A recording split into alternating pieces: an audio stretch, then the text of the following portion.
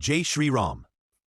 एक समय के बाद था इक्ष्वाकु वंश में राजा त्रिशंकु के पुत्र राजा हरिश्चंद्र हुए। राजा हरिश्चंद्र सूर्यवंश के महान, सत्यवादी और धर्मनिष्ठ राजा थे। उनका जीवन सत्य और धर्म के लिए समर्पित था। उन्होंने सच को बचाने के लिए सब कुछ दान कर दिया, राज्य, पैसा, परिवार, अपनी सुख सुविधा सब। एक बार राजा हरिश्चंद्र अपने राज्य में रात को भ्रमण कर रहे थे तो अचानक उन्हें इस तरह की आवाज आई तो आश्रम के ओर भागे। तभी अचानक वो एक ऋषि की तपस्या को भंग कर देते हैं। वो ऋषि थे विश्वामित्र जी। विश्वामित्र जी गुस्सा हो गए और बोले, तुमने मेरी तपस्या में बाधा डाली है, तुम्हें दंड भुगतना होगा। राजा हरिश्चंद्र ने हाथ जोड़ते हुए कहा, महाराज, जो भी दंड चाहिए मैं देने को तैयार हूं। विश्वामित्र जी ने कह दिया, मुझे तुम्हारा पूरा राज्य चाहिए।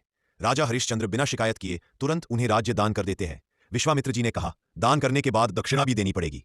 पर हरिश्चंद्र के पास अब कुछ भी नहीं बचा था तो उन्होंने ऋषि विश्वामित्र से 1 माह का समय मांगा पैसों के लिए। इसलिए उन्होंने और उनकी पत्नी शैव्या और उनके बेटे रोहिताश्वा अपने राज्य से निकलकर काशी जाने का फैसला किया ताकि वहां मजदूरी करके दक्षिणा कमा सके। काशी पहुंचकर उन्हें कोई काम नहीं मिलता।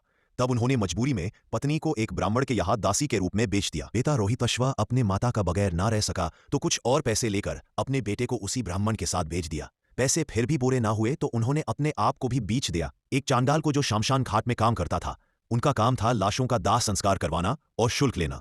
ये सब करते हुए भी उनके चेहरे पर एक शिकायत नहीं थी। एक दिन रोहिताश्व जंगल में से फूल और फल तोड़ रहे थे, तभी एक सांप ने उन्हें काटकर मार दिया। उनकी पत्नी अपनी मृत पुत्र रोहिताश्व की लाश लेकर शमशान घाट पहुंची। उसके पास दाह संस्कार करने का पैसा नहीं था।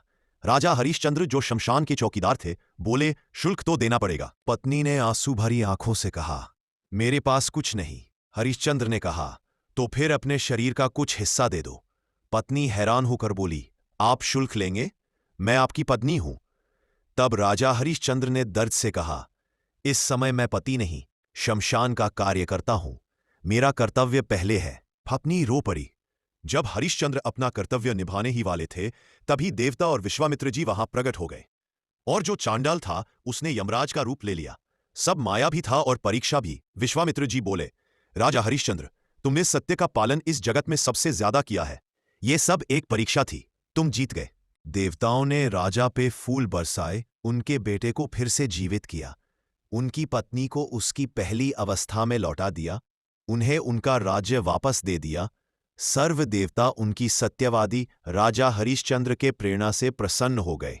राजा हरिश्चंद्र की कहानी हमें सिखाती है कि सत्य की रक्षा सबसे ऊपर है। परीक्षा कितनी भी कठिन हो, धर्म से कभी मत हटना। सच और ईमानदारी से जीवन में हमेशा विजय होती है। आपको हमारी कथाएं कैसे लगते हैं हमें कमेंट्स करके बताएं और हमारे चैनल को लाइक और सब्सक्राइब करें। हरे कृष्णा।